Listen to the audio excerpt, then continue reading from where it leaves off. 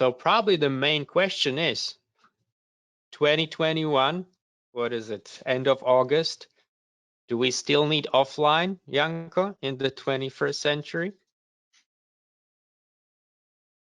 Well, I would love to say no, but it's still a clear yes. We still have so many network lags, especially when here also in Germany. I just had the last days when we were jumping into the content of our fire chat, right? I went to the homepage of the official network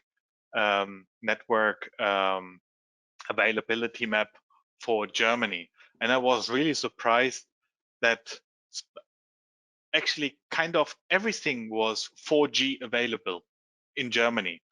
And I thought, okay, based on that map, I should have access everywhere.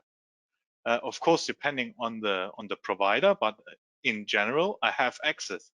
But still, sorry, coming back to the point, no, we don't have the network capabilities up to now, and we still need, at least in my opinion, offline capabilities. And I'm not talking about the big holes and a lot of steel where for example, technicians are working where machines are located or elevators are located. They by default do basically not have access to their environment. So they need tools and applications also to perform their job offline. Mm-hmm. A lot of times I see that people think, yeah, it means I have a local database, which is part of my mobile application. I store data there, and that's it. Perfect. Even some companies that I talk to saying like, oh yeah, we're gonna build a custom application. We need offline and nice integration with Dynamics, for example. But yeah, we can build it ourselves because it's easy. But here, I'm not saying it's not possible, definitely possible, but few things that I'd be really aware of, because we know that offline, it's not just about storing data in a local database. That is a big part of it, of course, but then it's about building a robust synchronization engine so that you can send all the records, all the changes securely, but also not lose any data on the way, etc.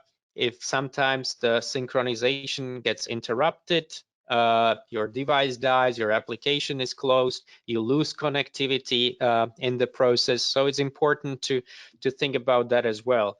And there are two more things I think related to offline capabilities, and that's providing the option to filter the data for the mobile purposes in the most granular way possible, because bringing your whole database onto a mobile device is not the smart way to do it.